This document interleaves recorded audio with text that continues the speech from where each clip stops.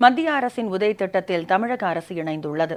3 மாதத்திற்கு ஒருமுறை மின் கட்டணத்தை மாற்றியமைக்க கூடாது என்பது உள்ளிட்ட கோரிக்கைகளை மத்திய அரசு ஏற்றதைத் தொடர்ந்து இத்திட்டத்தில் இணையும் ஒப்பந்தத்தில் தமிழக அரசு கையெழுத்திட்டுள்ளது. மத்திய பாரதிய ஜனதா அரசு அறிமுகப்படுத்திய உதய் திட்டத்தில் தமிழகத்திற்கு பாதகமான அம்சங்கள் இருந்ததால் இத்திட்டத்தை தமிழக அரசு ஏற்காமல் இருந்தது.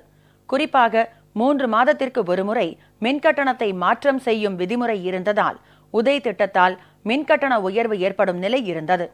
தமிழக அரசின் நிபந்தனையை அடுத்து இதுபோன்ற பாதகமான அம்சங்களை மத்திய அரசு திரும்ப பெற்றது. இதனைத் தொடர்ந்து உதய் திட்டத்தில் இணைந்த தமிழக அரசு டெல்லியில் இன்று நடைபெற்ற நிகழ்ச்சியில் இது தொடர்பாக கையெழுத்திட்டது. இந்நிகழ்ச்சியில் மத்திய அமைச்சர் திரு பியூஷ் கோயல், தமிழக மின்துறை அமைச்சர் திரு பி தங்கமணி ஆகியோர் கையெழுத்திட்டனர்.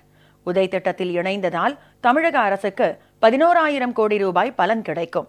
மின் கட்டண உயர்வு தவிர்க்கப்படும். இத்திட்டத்தில் கையெழுத்திட்டதன் மூலம் 5,200 கோடி ரூபாய் இழப்பு தவிர்க்கப்படும் என்பன உள்ளிட்ட நன்மைகள் தமிழகத்திற்கு கிடைக்கும் என்பது குறிப்பிடத்தக்கது. தமிழகத்திற்கு மாண்புமிகு அம்மா அவரிடத்தில் பல முறை பேச்சுவார்த்தை நமது மத்திய மின்துறை அமைச்சர் நடத்தினார்கள். அம்மா அவர்கள் வைத்த கோரிக்கை எல்லாம் ஏற்றுக்கொண்ட காரணத்தினால் இன்றைய தினம் உதய் ஸ்கீமில் நாம் சேர்ந்திருக்கின்றோம். இந்த உதய் ஸ்கீமில் சேர்ந்ததன் காரணமாக அவர்கள் பல்வேறு திட்டங்களை கொண்டு வந்திருக்கின்றார்கள். பல்வேறு ஸ்கீம்களுக்கு நிதியுதவி வழங்க இருக்கின்றார்கள். நிதியுதவி என்றால் கடனுதவி வழங்க இருக்கின்றார்கள். அதுபோக இந்த வட்டி குறைப்பின் காரணமாக வருடத்திற்கு 5,000 கோடி அளவிற்கு நமது டேன்ஜெட்கோவுக்கு சேவிங்ஸ் வர இருக்கின்றது. இது போன்ற பல்வேறு திட்டங்கள் இருக்கின்ற காரணத்தினால் அம்மாவினுடைய கோரிக்கைகளை ஏற்ற காரணத்தினால் இன்றைய தினம் அந்த உதயத்திலே நாங்கள் கையெழுத்திட்டிருக்கிறோம்.